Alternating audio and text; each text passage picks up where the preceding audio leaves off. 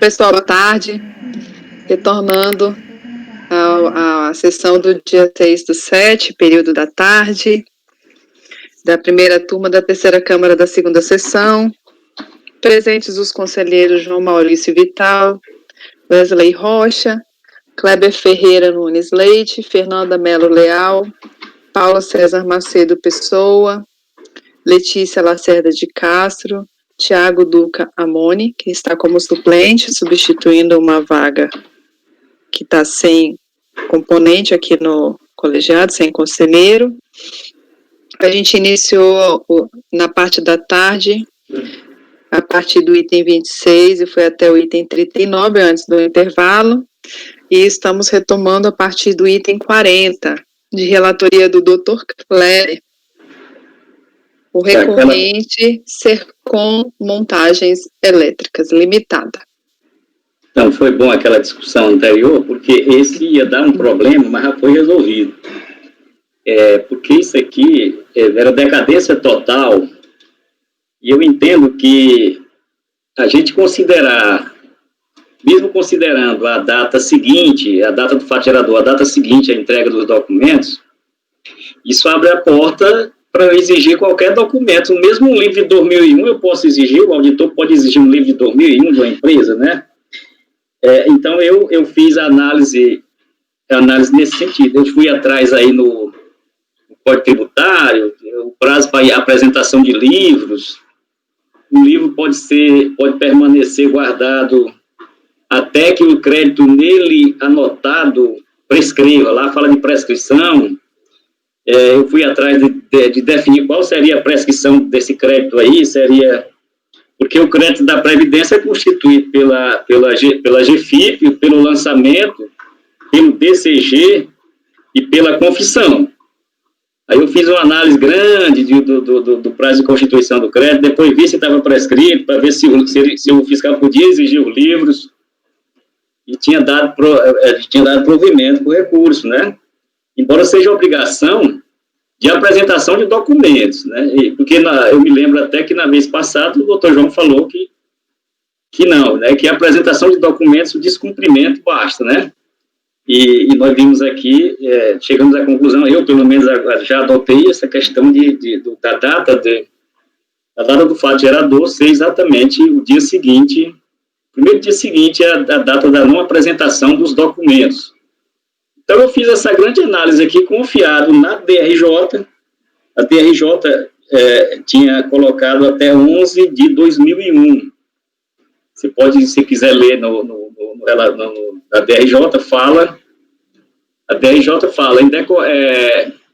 a infração foi caracterizada pela não apresentação, apesar de intimado a fazê-lo no livro diário de 98, ele não apresentou o livro diário de 98, e de recibo de pagamento de honorários contábeis de 1 de 2000 a 11 de 2001, conforme detalhado no relatório fiscal de folhas 14. Eu confio muito, eu olho o que tem no relatório da DRJ, eu jogo lá, mas na realidade aqui foi até 12 de 2001.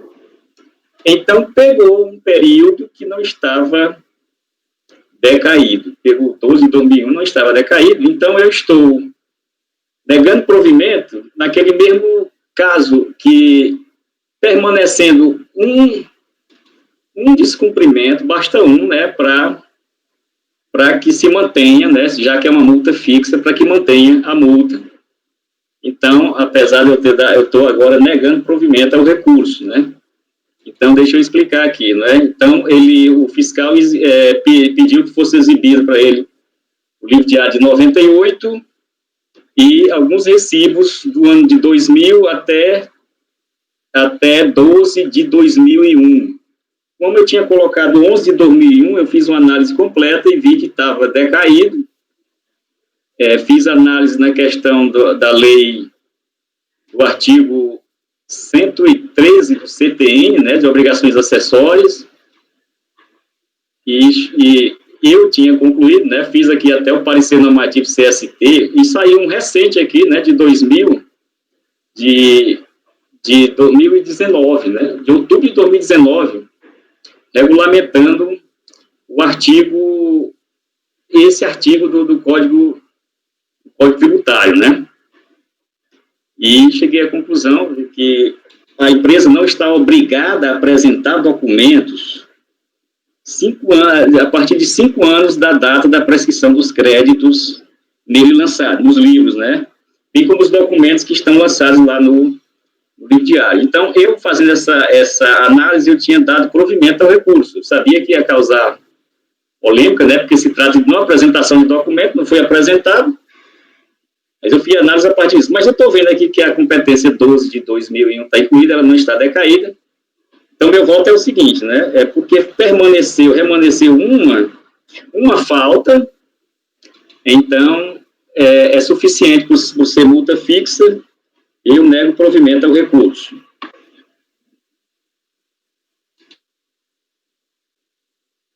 Doutor João, pode falar. Nós já tivemos essa discussão, respeitosamente, doutor Kleber, não posso concordar novamente com os fundamentos, porque é o seguinte, uma coisa é haver uma exigência descabida da autoridade fiscal. Por exemplo, a autoridade fiscal solicitar que apresente um livro cuja guarda o contribuinte já não estivesse obrigado. Isso. Isso é uma coisa. A outra coisa é o contribuinte ignorar a intimação fiscal, que é o caso aqui. Ele nem respondeu. A gente já teve uma discussão dessa, acho que no processo do Wesley. Essa discussão já apareceu no colegiado uma vez. Poderia perfeitamente o contribuinte responder a intimação fiscal dizendo assim, olha, não vou apresentar o livro porque eu já não sou obrigado à guarda desse livro. Ele poderia comparecer e se negar a apresentar o livro. O que ele não pode, e esse é o teor dessa obrigação acessória, que é atender as intimações fiscais, o que ele não pode é ignorar a intimação. E simplesmente não falar nada, que é o caso aqui, ele não respondeu. Então, se ele vem aos autos, atende a intimação no prazo estabelecido para dizer, olha, eu não vou apresentar os meus livros, porque a sua intimação é ilegal, sua intimação não pode me exigir esse documento, aí tudo bem, ele atendeu a intimação fiscal. Veja só que ele não apresentou o livro exigido, mas ele não ignorou a intimação, ele foi lá e compareceu. A multa é justamente para evitar que o contribuinte não compareça à intimação. Essa é a finalidade da multa. Então, independente do objeto da intimação, ainda que for, não é o caso aqui, eu sei que o senhor está negando provimento, mas ainda que essa intimação ignorada tivesse solicitando do contribuinte um documento que ele já não tivesse que manter a guarda, veja só que ele pode não ser obrigado a manter a guarda, mas pode ter a guarda. Inclusive para fazer prova em favor dele. Então, o fato de ele não estar obrigado a manter a guarda não quer dizer que o documento não existe. Ele pode simplesmente chegar e responder, olha, eu não tenho livro, ou eu tenho, não vou te apresentar porque eu não sou obrigado. Tudo bem. O que ele não pode, hipótese nenhuma, ao meu ver, é solenemente ignorar a intimação fiscal. Se ele fizer isso, está sujeito à multa, independente da matéria da intimação. Esse é o meu entendimento. Portanto, ainda que tivesse exigido livro, lá será de 98 dele, que já não tivesse mais esses livros, a multa, mesmo assim, seria devida, porque ele não disse isso para o fiscal. Porque ele não foi lá respeitosamente atender a intimação. Ele simplesmente não fez nada, ignorou. Eu tenho uma... Doutor Wesley, pode falar. Eu tentei erguer a mão aqui, eu não sei se vocês viram. Sim, vimos. Ah, tá, eu não sabia, acho que eu apertei várias vezes aqui. Você apertou e desapertou e ergueu e levantou e abaixou. Tá bom. Não, eu tenho uma concordância parcial com o doutor João, no sentido de que já tem aí decisões e precedentes da Câmara Superior, inclusive, que o simples fato da não atendimento da intimação, o silêncio, no caso, né, ele, assim, tem situações que são ponderadas ou calibradas. Por exemplo, nós temos, eventualmente, uma intimação em que o contribuinte não atende à fiscalização, não atende com o seu dever, mas o fato do silêncio do contribuinte naquele momento tem que ser verificado se prejudicou o lançamento ou se ele não prejudicou.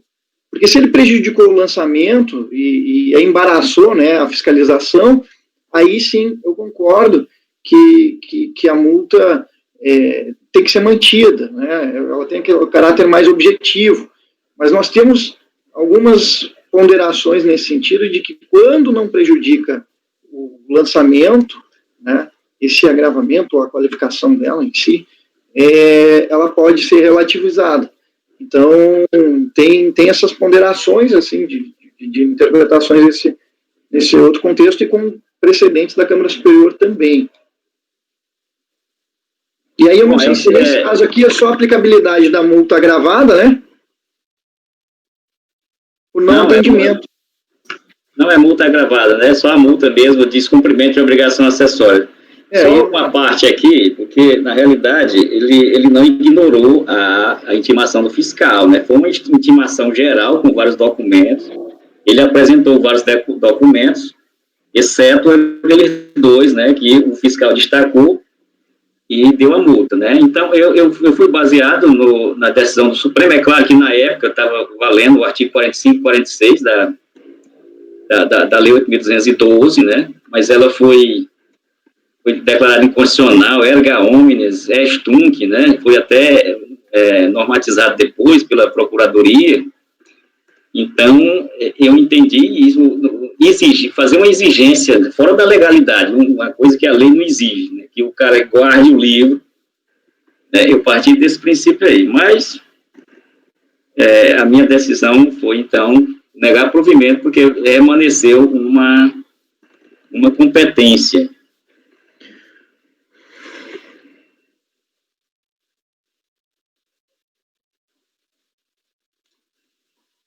Então não é o caso aí, então mantenho aí o posicionamento junto com o relator. Doutor Paulo? Só para qual a competência que você entende que teria restado no seu voto original? A 12, porque 12 de 2001. Porque o relatório da DRJ, se tu olhar, ele falava que era os documentos até 11 de 2001. Uhum. Aí por isso que eu fui, tá aí na página da DRJ, na página Folha 46, né, na Folha 46, eles falam até 11 de 2001, mas eu fui olhar lá no alto mesmo, no termo de intimação, o fiscal exige os recibos de pagamento autônomo até 12 de 2001. Então, existe uma intimação específica que fala recibo de honorário contábil referente ao período de tal a tal. Essa é uma das intimações que não foi atendida, entendeu? E o período vai até 11 de 2001, efetivamente. Então, não é recibo genérico de pagamento de autônomo que está lá na outra intimação. Além disso, tem outra intimação que ele deixou de atender um dos documentos, que foi apresentar o livro diário de 1999. Todos esses fatos aqui estariam, já se referia a período decaído, entendeu? Na época da intimação. Então é 11 mesmo? É 11 mesmo, está na folha 13 a intimação que está referida no relatório fiscal, entendeu? No relatório da infração. O relatório da infração está na folha 16. Partindo para o pensamento de que a data do fato gerador seria do último dia para a apresentação, mesmo assim, eu acho que a competência 11 de 2001 não estaria decaída. Isso você entendendo que o fato gerador é o desatendimento à intimação, né? Isso, o último dia para o dia seguinte é o último dia para a apresentação. Eu entendo que, tipo, exigir uma intimação para apresentar documentos relativos a períodos já decaídos, eu não manteria essa exigência, entendeu? Porque entra naquilo que o Maurício pontuou, que são exigências eventualmente absurdas, entendeu? Ele não estaria obrigado a manter a guarda desses documentos efetivamente. A intimação acho que precisaria ter sido um pouco mais clara, entendeu? A intimação pediu para ele deixar os documentos lá e ponto, entendeu? Não pediu para ele prestar esclarecimentos, nada, só deixar os documentos lá. Então, os documentos que ele não estaria obrigado a guardar, ele não deixou. Poderia ter se explicado? Poderia. Agora, acho que a intimação poderia ter esclarecido isso, entendeu? Entregar documento ou justificar a impossibilidade de não fazê-lo. O meu entendimento é que isso aqui não é razoável, entendeu? Entender que houve desatendimento à intimação quando ele não estaria obrigado a entregar esses documentos. Essa exigência foi feita numa época em que isso aqui era possível, entendeu? Entendia-se que a decadência não teria ocorrido em relação a esses períodos. Por isso que foi pedido. Mas, a partir do momento que se entendeu que esses períodos estão decaídos, eu acho que isso aí a gente deve aplicar o raciocínio que a fiscalização aplica hoje. Ninguém pede intima para o contribuinte para apresentar documentos relativos a períodos decaídos. Aquela questão do fato gerador, tudo bem, o período não foi decaído, o fato gerador é do descumprimento da intimação, concordo plenamente, mas período decaído, eu acho que a intimação, ela também padece de um vício. Entendeu? Que seria específico desse auto de infração, né, Paulo? Desse auto de infração. Aham. Porque aqui só tem período decaído e mais nada, entendeu? Tem todo um sentido, né? Exigir é uma forma desarrazoada. Se está decaído, daí vai fazer um lançamento com base num documento que está atingido pela decadência, e a qualquer momento o lançamento vai ser, pode, no caso, não que vai, mas a qualquer momento pode ser cair, né? A gente estudasse aqui, extinguiria necessariamente o ofício. Mas aqui, se você considerar a súmula CARF 148, você não pode fazer a contagem, então, da necessidade desse documento, usando a lógica que vocês estão usando aí. A necessidade desse documento pelo 150, você tem que usar pelo 173. Se for pelo 173, a 11 de 2001 não estaria decaída. Não, o documento decaria quando, 11 de 2001? A exigência seria 12, né? A exigência do documento, pela lei... 31 do 12. Seria 31 do 12 do exercício seguinte, não dia 1º do exercício seguinte? Exatamente. O livro só pode exigir, até prescrever, depois que prescrever os créditos nele lançados, aí é o que fala a lei, né? O livro, 5 anos depois de prescrever os créditos nele lançado, não pode mais ser exigido.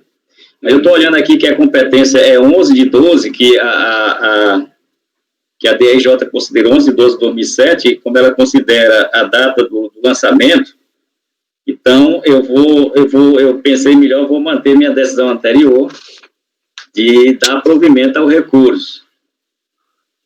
Deixar como está. Estou dando provimento ao recurso porque eu fiz aquela análise a partir do artigo do Código Tributário que fala que só é obrigado a guardar livro até que os créditos neles constituídos, né, e os documentos também neles constituídos prescrevam. Aí eu fiz uma análise a partir do que estava constando, tanto no livro diário como naqueles recibos, eles prescreveriam quando? Se eles tivessem sido informados na GFIP ou num auto de infração lançado pelo fiscal, as únicas duas alternativas, né?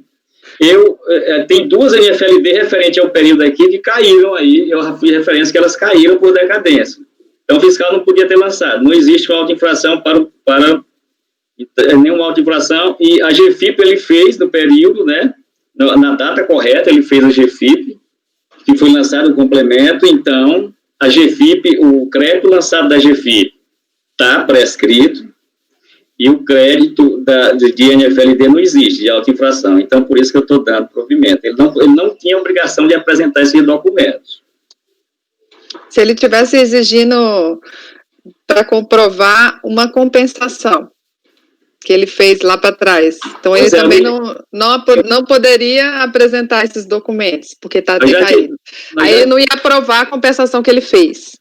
Não, o livro, segundo o Código Civil, aproveita para a parte, né? Ele aproveita tanto para o contribuinte como para... Porque nós tivemos um caso aqui de um rapaz que não queria apresentar um recibo médico, né? por exemplo, de 2014, que não é, aí ele vai comprovar que em 2015 ele fez a declaração em 2015.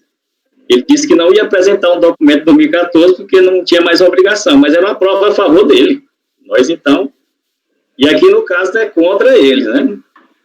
Antes, se o fiscal estivesse analisando uma compensação, O fiscal... que ele teria que olhar desde lá para trás se o cara tinha direito àquela compensação. Aí ele não pode exigir documento para trás, porque está decaído, para provar um crédito do contribuinte? Entende? Mas é a questão que o contribuinte é que tem que provar o que ele alega, entendeu? Aí sim, é diferente. Ele tem que fazer a prova em benefício dele. Eu sou pelo entendimento de que se o fiscal pediu, ele tem que atender, ou então ao menos justificar a sua impossibilidade. Eu não vejo outra possibilidade. Para mim, a data do fato gerador continua sendo, porque a gente estaria sendo incoerente. Então, a votação do item anterior, que é não prestar esclarecimento, segue a mesma sorte. Eu acho que não, porque a questão, o diferencial se referia ou não à decadência. Lá não houve decadência total. Sobrasse um período doutor aqui João, que não é decadente. Pode falar, doutor João. Bom, vamos lá. Vamos entender primeiro o que está sendo julgado. O contribuinte não está alegando a decadência dessa multa. Ele está alegando que ele não estava obrigado a apresentar os documentos. Isso está na folha, no último parágrafo da folha 60, folha eletrônica 60. Em outras palavras, está alegando que a intimação era indevida, porque os documentos já não eram necessários mais manter a guarda. Veja que isso é diferente de decadência. Porque se fôssemos analisar a decadência, teria que analisar a data da ocorrência do fato gerador. Ele só pode ter ocorrido quando ele descumpriu a intimação, seja ela qual for. Então, não se trata de discutir decadência aqui, no meu ponto de vista. Trata-se de saber se ele tinha ou não que atender aquela intimação, se a intimação era válida ou não. Em outros termos, é isso que a gente está discutindo. Porque se entendermos que a intimação não era válida, se ela não era válida, ele não estava obrigado a cumprir, portanto, não incorre na multa. Se entendemos que ela era válida, que ela poderia ter acontecido, a intimação, então ele estava obrigado a cumprir. E aí a multa permanece. Me parece aqui, doutor Kleber, que não é em nenhuma hipótese caso de decadência. É saber, não é se o fato gerador aconteceu há mais de 5 anos, é, na verdade, se aconteceu o fato gerador. Então, se trata de outra questão. Então, é indiferente, ao meu ver, a matéria trazida dentro da impugnação para efeito de decadência, porque a decadência não há, já que a intimação foi bem próxima da data do lançamento. Então, decadência, eu não vejo.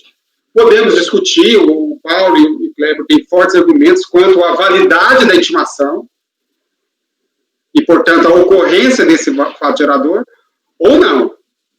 O meu entendimento é o seguinte: quando foi feita a ação fiscal, ainda vigorava o entendimento estabelecido no artigo, acho que é 14, né, doutor Kleber? Da outra 212, dos 10 anos. 45 e 46. 45 e 46. Da 8.212. Estamos falando de uma norma instrumental.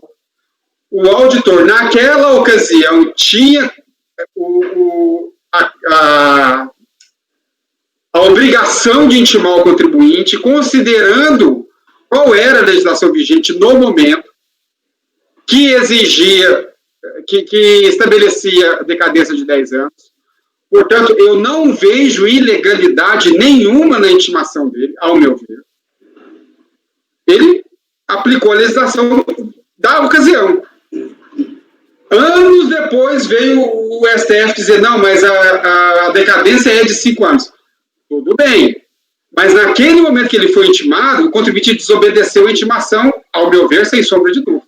Porque naquele momento, era 10 anos, não se discutia que era 10 anos.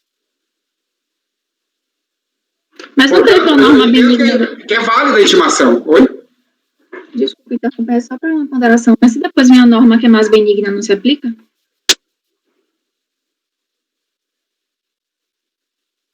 Não, aqui a gente não está falando de retroação de norma, está falando da decisão do Supremo, né? Porque quando o Supremo decide que é 5 anos a decadência, ele não está falando nada sobre intimação, prazo de intimação, nada disso. Ao meu ver, ele está dizendo o seguinte, olha, decai, não poderia constituir o lançamento. Tudo bem, mas isso não extrapola a decisão do Supremo, você entender que você não pode fazer o lançamento, também perdoa-se todas as multas por descumprimento de intimação que, na ocasião, teria sido regularmente feita. Mas se hoje a gente entende que está decaído um crédito, né, que esse crédito não poderia ser exigido, tá, pela decisão do Supremo, mas aí a gente está aplicando multa pela exigência de uma documentação que iria embasar aquele crédito, entendeu? Faz sentido? Faz sentido se a gente está falando que o principal, você concorda que a multa é em decorrência da exigência de um principal, né? A gente está exigindo um crédito. Se eu estou dizendo que esse crédito não existe, porque o STF disse que a decadência era de 5 anos, eu estou dizendo que é indiscutível que existe esse crédito. Como eu vou dizer que eu vou aplicar uma multa porque você não cumpriu uma exigência que seria para constituir esse crédito que não existe? Entendeu? Eu estou entendendo o seu racional. Tecnicamente, ele faz sentido. Como eu sou muito técnica e fiscalista, então eu até tenderia a interpretar por esse lado, mas eu acho que no caso aqui é complicado, entendeu? Porque se o crédito é indiscutível que não existe mais, eu vou cobrar uma multa porque ele não cumpriu, entendeu? Uma intimação que seria para constituir esse crédito que não existe.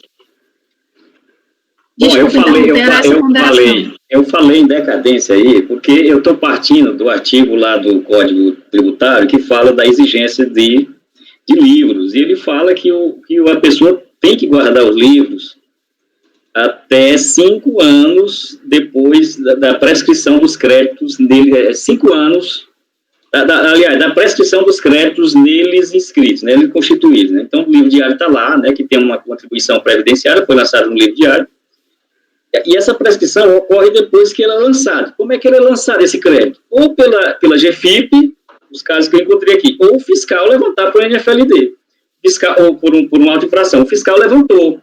Só que nós consideramos esse auto-infração decadente, acabamos de considerar, né, que estava decadente.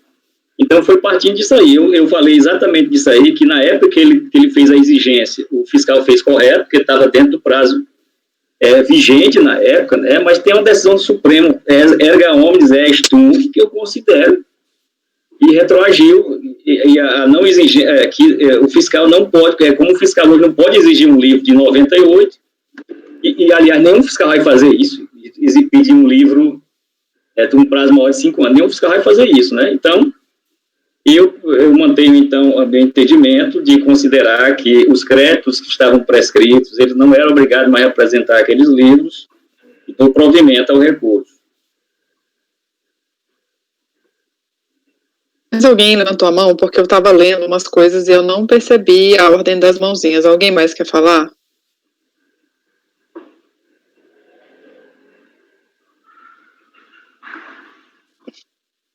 Então, posso colocar em votação?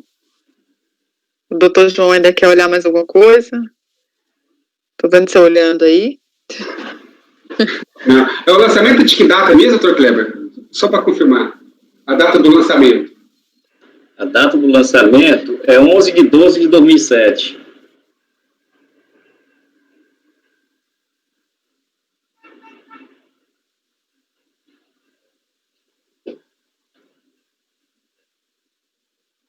Eu tinha feito umas alterações aí para incluir a 12, mas o PC aí mostrou que não, que é só até 11 mesmo, né? Tem outra intimação aí na questão dos recibos.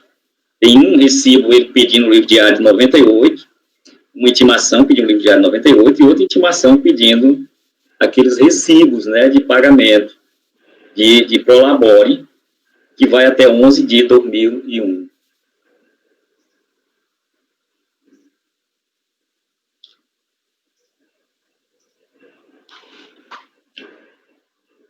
Só recordando aqui, doutora Sheila, doutor Kleber, a prescrição, deixa eu confirmar aqui. Qual é o termo marcado da prescrição?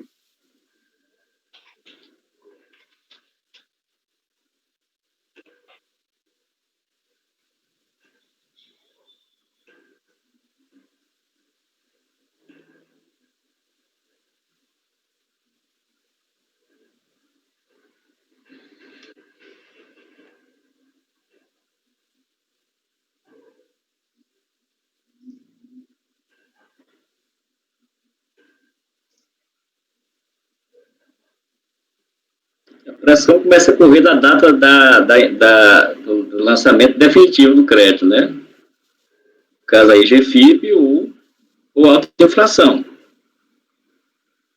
O BCG ou confissão de dívida. Isso, artigo 174. Certo. A intimação é do dia 4/12/2007, quando ele pede um documento, o mais recente, de 11/2001. 11/2001, quando o contador, referente ao período 11/2001, a gente está falando que a constituição definitiva desse crédito se daria pela GFIP em 12/2001, concorda? Porque a GFIP ocorre no mês seguinte. Então, 12/2001, sendo a constituição do crédito, 5 anos daria 12/2006, né? Aí a prescrição é da data o crédito foi constituído pela GFIP no dia 7 e o pagamento era no dia 2 de dezembro de 2001, o pagamento. Então, da data do pagamento. Embora a GFIP fosse no dia 7 que constituía o crédito, recolhia-se no dia 2 naquela época, né? Então, é de 2 de dezembro até 2 de 2006. 2 de dezembro de 2006, 5 anos. Bom, doutora Sheila, eu já estou em condição de votar, se for o caso aí. Como vota, doutor João? Eu abro divergência para negar provimento ao recurso. Doutor Wesley? Eu vou acompanhar o relator, presidente. Doutora Fernanda? Acompanha o relator. Doutor Paulo? Acompanhe o relator. Doutora Letícia? Com o relator. Doutor Tiago? Com o relator. Eu vou com a divergência. Então, acordam os membros do colegiado, por maioria de votos, em dar provimento ao recurso. Vencidos os conselheiros João Maurício Vital e Sheila Ares Cartacho Gomes, que negaram provimento ao recurso. Pessoal, foi mal aí esse processo longo. Esse foi o item 41. Vamos ao último aí, ao 2008-21. Esse foi o 40, né? 41, agora é o 2008-21. Isso. Aqui é novamente uma notificação fiscal referente a crédito de diferenças de contribuição apurada no folha de pagamento não recolhido no período de janeiro de 2002 a 12 de 2002. Ele também requer a decadência, que é a decadência do período, né? Então, eu aplicando uma súmula 99, encontrei que de janeiro a 11 de 2002, inclusive, né, como o reconhecimento antecipado, ele está decadente o período. Então, do exposto, eu voto para dar parcial provimento ao recurso, reconhecendo a decadência das competências 1 a 11 de 2002, inclusive súmula caixa 99. Ficou só a 12 de 2002.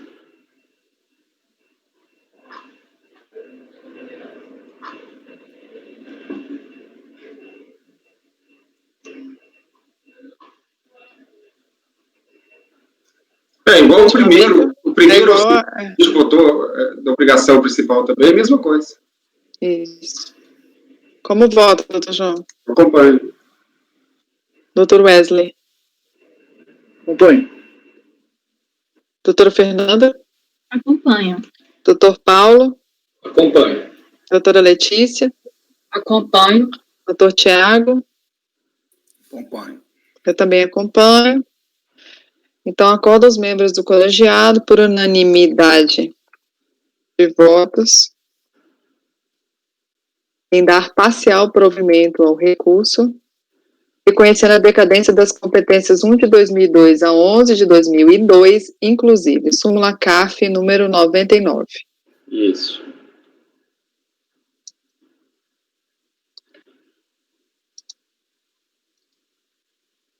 Então, esse foi o item 41.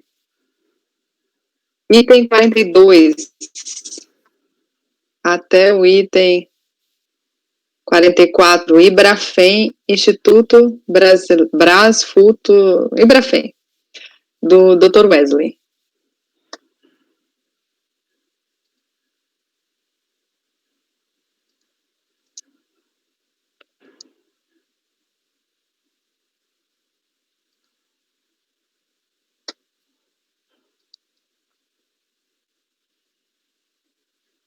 Dr. Wesley está sem microfone. Falou muito já? Eu já acabou o voto. Não, tô brincando. Que eu falei, eu estava olhando para abrir o voto ainda, eu não olhei para ver se você estava falando ou não. Não, eu realmente estava falando com o microfone fechado. Mas então, voltando ao voto, iniciando o voto, no caso, trata-se de crédito lançado em favor do Instituto Brasileiro do Futuro Empresário. Nós tivemos aí mesma ação fiscal realizada que originou alguns DBCADs, e este aqui é o principal, tido por aferição indireta, com base no artigo 33 da Lei 8.212, em vez que a empresa apresentou a escrituração contábil de forma deficiente. Então, foi feito um lançamento indireto. O relatório explica detalhadamente o procedimento adotado pela autoridade lançadora, fazendo menção, inclusive, sobre os métodos utilizados na obtenção de informações, citando as fontes: órgãos municipais, cartórios, registro de imóveis, e inspeções in loco, nas 3 unidades da empresa, com fotos que constam no CD, nas folhas aí citadas, que compõem o processo administrativo fiscal. Aqui nós temos, para um breve entendimento, foi uma obra realizada, né, e aí decorreu de uma verificação in loco da falta de recolhimento e de demais documentos necessários para a apuração do tributo devido. E aí, seu recurso voluntário, nas folhas 797 e seguintes, a recorrente alega, em apertada síntese, que o auto de infração tem como fundamento os levantamentos por arbitramento relativo às obras e construção das filiais, número tais, e são 3 filiais. No entanto, as referidas autuações não deveriam prosperar. O imóvel situado na rodovia do Açúcar, que é ao contrário do alegado pela autoridade lançadora, não se trata de obra nova, mas sim de reforma de um prédio já existente e que foi adaptado para o funcionamento de uma faculdade.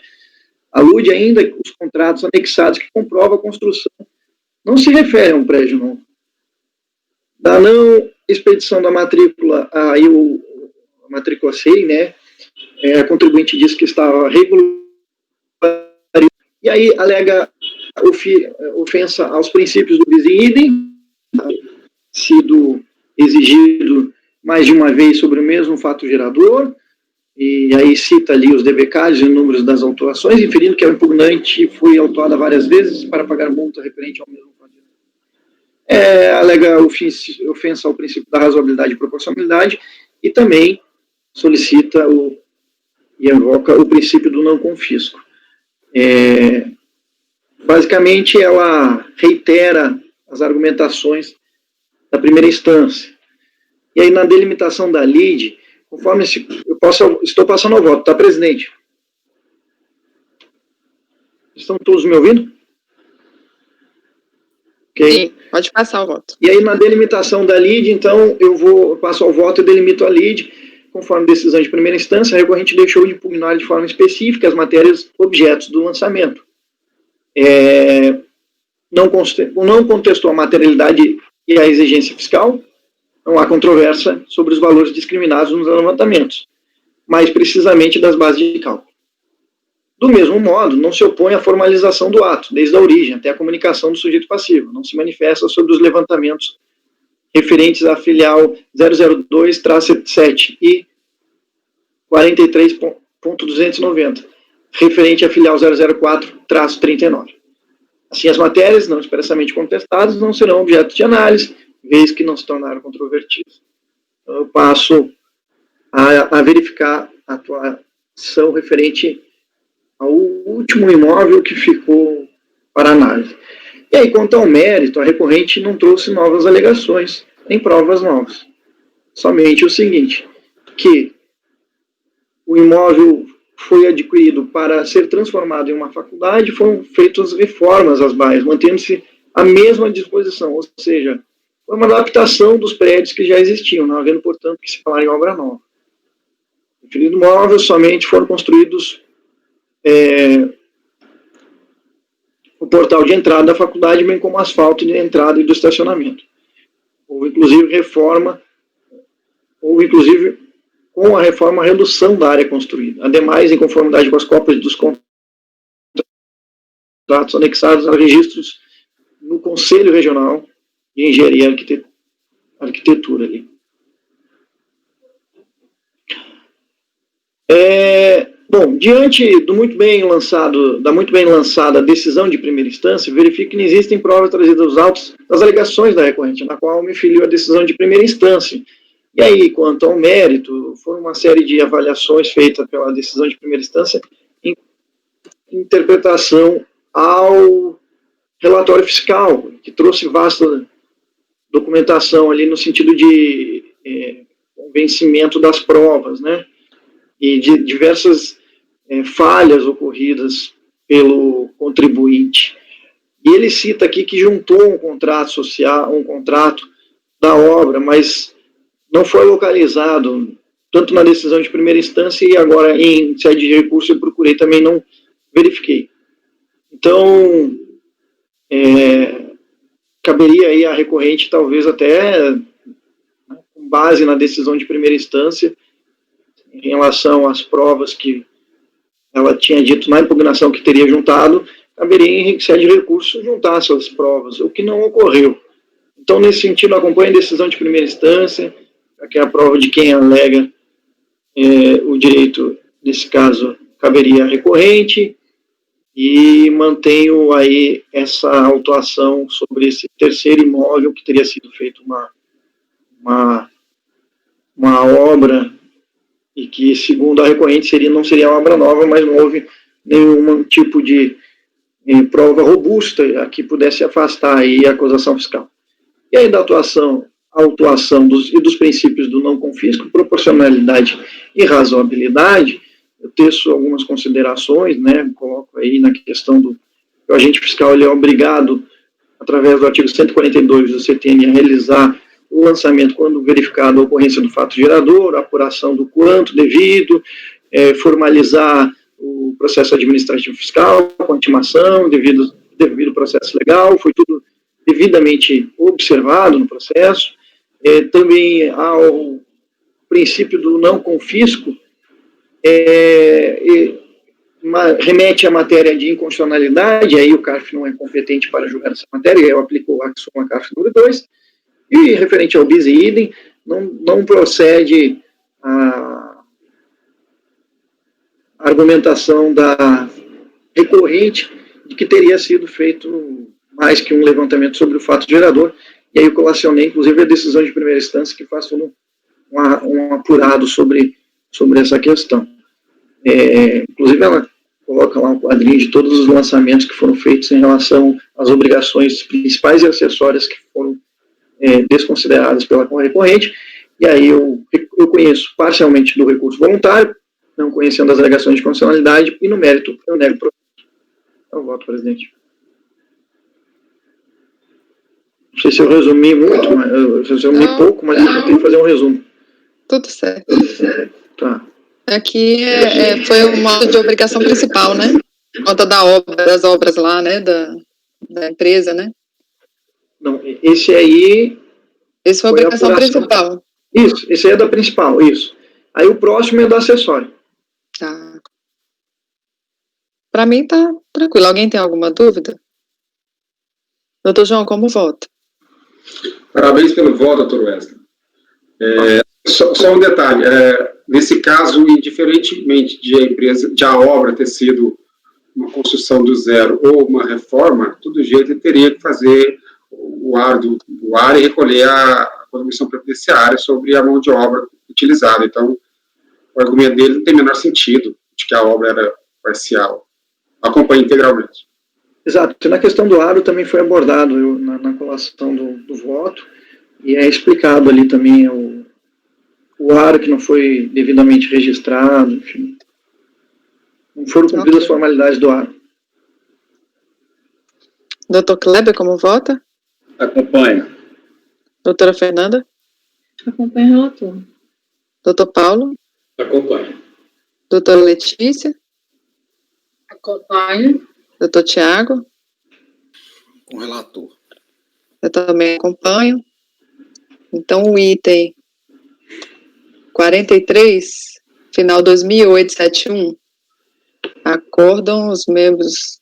Não, peraí, foi o item 42, final 2008-17. Acordam os membros do colegiado, por unanimidade de votos, em conhecer parcialmente do recurso, não conhecendo das alegações de inconstitucionalidade, súmula CAF número 2, e negar-lhe provimento. Agora o item 43. Aí os outros dois processos, presidente, diz respeito às obrigações acessórias.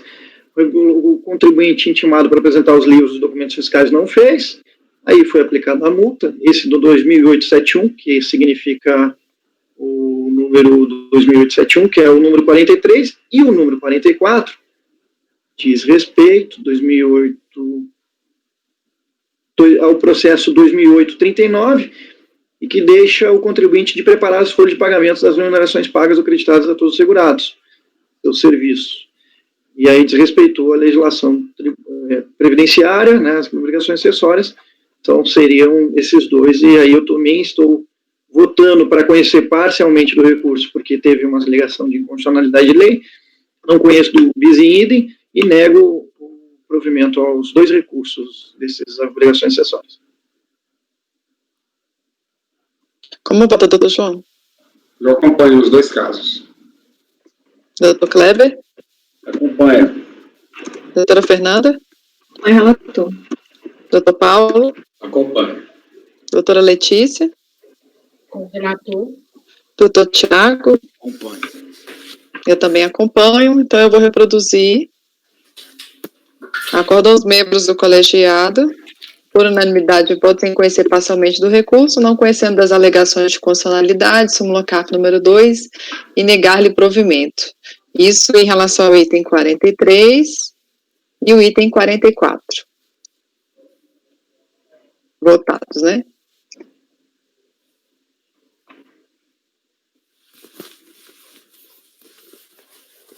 Agora indo para o item 45, Tecnocop Informática, Cooperativa de Trabalho e Assistência Técnica, da minha relatoria.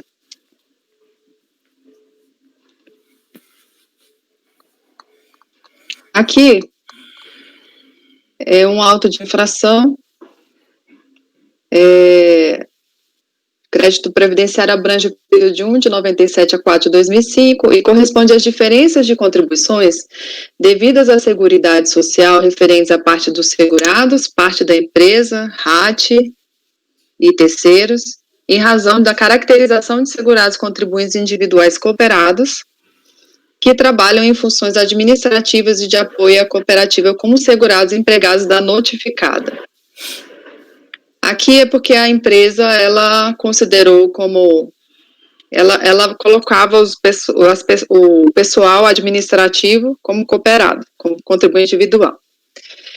Aqui esse processo já passou aqui pela turma, foi negado provimento ao recurso, foi para a Câmara Superior e foi reconhecida a decadência de uma parte do crédito tributário, incluindo a competência 12 de 99. E aí a Câmara Superior, lá em cima, reconheceu que a competência 12 de 99 não estaria decaída. E aí voltou para a gente analisar somente a competência 12 de 99. Então, a gente já tem uma decisão da nossa turma, e que foi uma decisão unânime, em que houve a análise do mérito em relação ao que foi levantado no auto de infração, e foi negado o provimento ao recurso. Então, indo para o voto, então aqui no final eu falei, as competências posteriores a 12 de 99 já foram transferidas, antes do voto aqui, para a cobrança num processo, né? E aí remanesce somente a competência 12 de 99. E nesse caso, assim, foi muito bem caracterizada a questão da cooperativa no relatório fiscal. Esses cooperados eram empregados da empresa, a empresa rescindiu com esses funcionários e contratou como contribuintes individuais. Então, tem uma série de elementos dentro do relatório fiscal configurando realmente essa questão. Então, estou considerando que o recurso é tempestivo, mas por conta da súmula CAF número 2, eu não estou conhecendo das alegações de inconstitucionalidade acerca da multa de ofício confiscatória. Em relação ao mérito, conforme relatório fiscal, o crédito apurado corresponde às diferenças, né, por conta da caracterização das funções administrativas e de apoio à cooperativa como segurados empregados da notificada. Aí no relatório ele ressalta, que eu não li aqui, eu passei, mas a autoridade fiscal ressalta que não foram caracterizados como os empregados os segurados cooperados eleitos para cargos de direção da cooperativa, membros do conselho de administração, presidente, vice-presidente e o segurado, pois mesmo exercendo funções administrativas não perdem a condição de segurados cooperados. Então ele realmente pegou só o pessoal administrativo. E aí aqui, eu estou adotando a decisão do acórdão que negou o provimento ao recurso, porque ele configura muito bem essa questão da cooperativa, dos administrativos e tudo, então eu estou negando o provimento ao recurso nessa competência 12. Tá? Eles prestavam serviço nas dependências da cooperativa, nos departamentos de pessoal contabilidade, tinha um horário, era um funcionário de contabilidade, administrativo da cooperativa, não é a questão do cooperado, né, de cooperativa. Então, eu entendo que eu reproduzi a decisão. Em relação à Selic, já foi aplicada a súmula CAF número 4, na outra decisão, então eu estou reiterando a decisão anterior e estou negando o provimento ao recurso. Esse é o meu voto. Está bem claro, então, essa configuração de vínculo empregatício. Tá. Eles foram, inclusive, eles eram funcionários, saíram da condição de funcionário, voltaram, eles são subordinados, tem toda, no voto da turma, que a turma negou provimento, tá bem explícito isso, né? Cumpriam funções específicas, supervisionado pela chefia de cada departamento da cooperativa, cumpriam horários pré-determinados, tinham funções definidas em cada departamento. Estava tudo falando aqui no acórdão, né, da primeira decisão. E é esse meu voto. Alguém tem alguma questão? Doutor João, como vota? Acompanho. Doutor Wesley? Acompanho. Doutor Kleber? Acompanho. Doutora Fernanda? Acompanho. Doutor Paulo? Acompanho. Doutora Letícia? Doutor Tiago? Acompanho. Então vai ficar...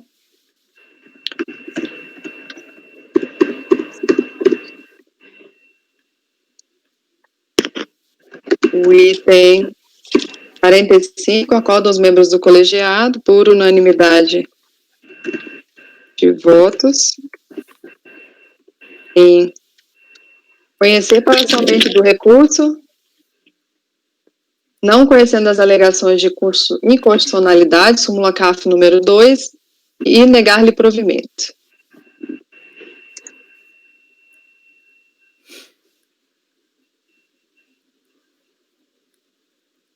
Indo para o item 46 do Dr. João. JS Máquinas, Eireli. Embargos, erro de fato, corrigir o número do DEBCAD. É o relatório e voto. Ah, só um pouquinho. Doutora Fernanda, a senhora perdeu meu relatório e voto. Peraí, 10 é só segundos. para corrigir. Eu juro que eu não foi só eu pegar aqui o negócio rapidinho aqui. Colado na suíte. Como é que é? Vamos lá. Então, esse foi o 46. Espera aí que eu nem abri, eu não consegui nem abrir, porque eu estava aqui escrevendo o meu. Tá.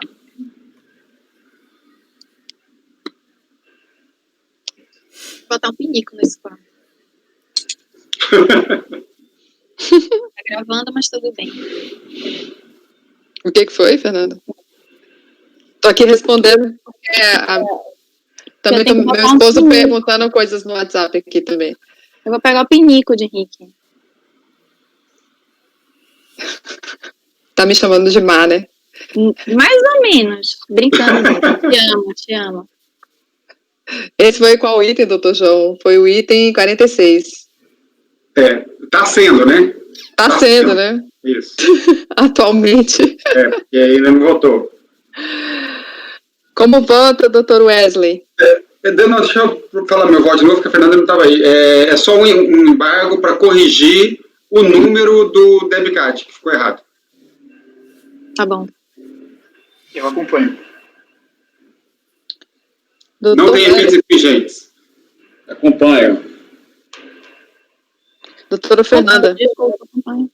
Claro. Doutor Paulo. Acompanho. Doutora Letícia. Acompanho. E doutor Tiago. Acompanho. Eu também acompanho. Então, ficou de acordo os membros do colegiado por unanimidade de votos. Que isso?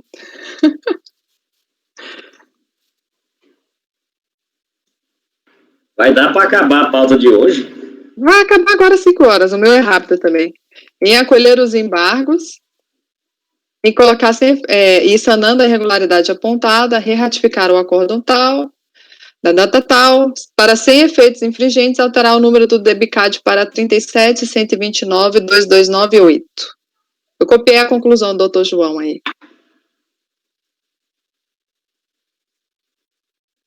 O meu é também coisa bem rápida, é uma correção de nome também.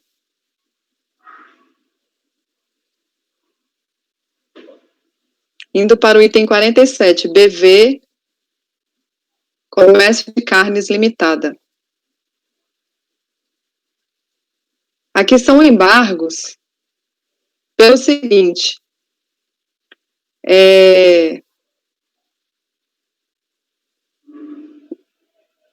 deixa eu tentar resumir aqui. Segundo o embargante, ocorreu um erro material. Era um crédito tributário que tinha o principal e 2 solidários. E aí, durante o voto, ele colocou que a interessada BV Comércio Limitada... o que eles alegam é o seguinte, deixa eu ir para o voto, que aí vocês vão entender. Houve uma inexatidão material realmente descrita, porque a BV Comércio de Carnes Limitada não apresentou recurso.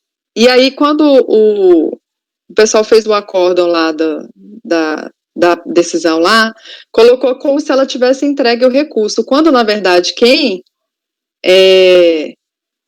apresentou o recurso foram as solidárias, que foi a Tangará e a BV Comércio de Carnes. Então, é só para corrigir o nome de quem apresentou o recurso. O recurso foi analisado, só que quem apresentou o recurso não foi a BV Comércio de Carnes, foi a Boa Vista Alimentos Limitada e a Tangará Empreendimentos Limitados, que foram as que apresentaram o recurso. Então, o acordo menciona de forma equivocada que houve a apresentação de recurso voluntário pela BV Comércio de Carnes, quando não foi ela que apresentou. Então, ante o exposto, faz necessário corrigir o acórdão, né, para substituir os trechos citados pelos seguintes, e aí eu falo, onde tinha escrito ABV, substituir pela Boa Vista Alimentos Limitada. É só durante o corpo do voto, tá? Então, ante o exposto, voto por acolher os embargos inominados sem efeitos infringentes para reratificar o acórdão de 2301-02193, de 28/7/2011, para corrigir a inexatidão material por erro de escrita identificada nos termos do voto do relator. Não sei se a conclusão está da forma redigida correta. Eu acho que está certinho. E aí é esse o voto. É só para corrigir esse nome. Não tem efeitos infringentes. Alguém tem algum questionamento? Pode falar, doutor João. Estou abrindo aqui o voto, só um momento. Tá. Estou abrindo um acordo original. Eu acho que a senhora tem que alterar também o recorrente, além de alterar aonde está escrito, porque o recorrente não é BV, é Tangará e a outra aí, não é isso? Não, é o BV. Mas o BV não apresentou recurso, quem apresentou foram as solidárias. Então, BV não é recorrente, é isso que eu estou dizendo. Está errado, o recorrente do acórdão embargado também está errado, não é só no corpo do acórdão. Entendi, é porque não veio nos embargos. Tá, mas como é material, tem que corrigir. Eu posso corrigir, né? Ali no campo recorrente do acórdão, no cabeçalho do acórdão, também está BV. Entendi. E ela não recorreu. Ela não é recorrente, é isso que eu estou dizendo, ela não é recorrente. Entendi. Ela não apresentou. Só quem apresentou foi a Tangará e essa Boa Vista. Pois é, então ali onde está escrito BV, no cabeçalho, tinha que estar Tangará e Boa Vista. E Boa Vista, tá. Aí eu vou colocar a observação para alterar também os recorrentes do acórdão. Sim. Para Boa Vista e Tangará. Muito bem. Certo? Obrigada, doutor João, por ter visto. Eu não me atinei para essa questão dos nomes. Como vota, doutor João? Eu acompanho. Isso é importante, doutora Sheila, porque o que vai constar para efeito de buscas depois vai ser o nome do recorrente de fato, que é o Tangará e a Boa Vista, não o BV. Entendi. Porque para ele o débito está constituído, né? Ele não recorreu? Não recorreu. Como vota, doutor Wesley? Não, o microfone está desligado. Doutor Kleber? Acompanho. Doutora Fernanda? Acompanho. Doutor Paulo? Acompanho. Doutora Letícia? Acompanho. Doutor Tiago? Acompanho. Então, eu coloco para corrigir as inexatidões. Melhor, né? Porque é mais de uma agora, né? As inexatidões materiais por erro de escrita identificado nos termos do voto do relator? Ou eu tenho que escrever a inexatidão? Não. O mais importante que você tem que corrigir aí é o recorrente. Sim. O corpo do voto em si não é tão importante. O mais importante que tem que ser corrigido é o recorrente. Então, eu colocaria no deciso para corrigir, retificar o recorrente de fulano de tal para cicrano. Tá. Na verdade, essa que é a grande decisão que a gente está tomando. Embora não tenha efeitos infringentes. Sabe que eu não sei se tem efeitos infringentes? Hein?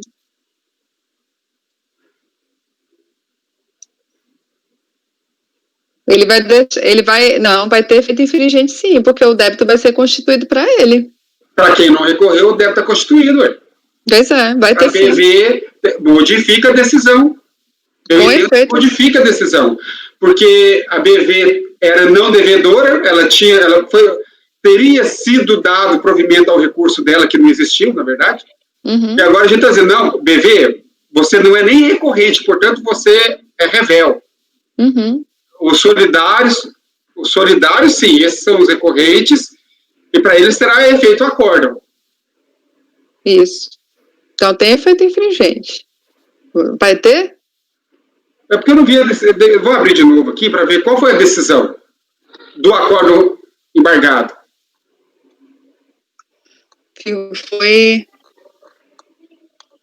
O decisão dele foi Acorda os membros do colegiado, por maioria de votos, em dar provimento parcial ao recurso no mérito para que seja aplicada a multa prevista no artigo 61 da lei, se mais benéfica ao recorrente, nos termos do voto do relator.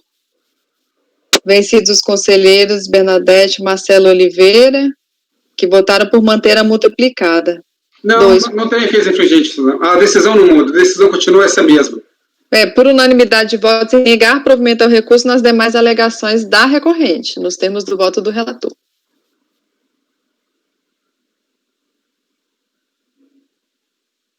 E aí? Eu confesso que eu não sei, viu? Na verdade, alterou os efeitos do acórdão. Não em termos quantitativos, mas para quem ele fará efeito. Isso está sendo alterado. Troca ideia com a Maria Helena, eu não sei. Nunca redigi. Porque, na verdade, a gente está trocando o recorrente. Está trocando o recorrente. E aí vai ter que alterar. Eu achei que era só um erro de escrita, mas, na verdade... Não.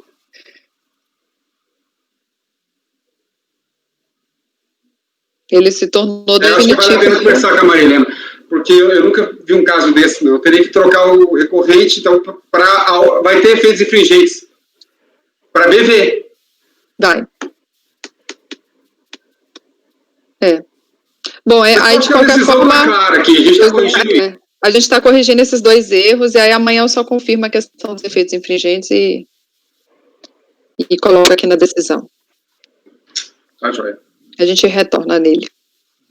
A partir de amanhã de manhã a gente retorna nesse processo. Eu caí e voltei. Então é isso. Hoje a gente finalizou. Fechou. Vocês estão me ouvindo? 47. A gente pode interromper a gravação, Val.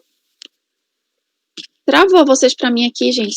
Eu tô travada para vocês? Não. Vocês ouviram meu voto? Alô? Ouvimos. Sim. Val, Oi. a gente pode interromper a gravação. Interromper, tá? Tá. Finalizando a gravação, tá? Tá.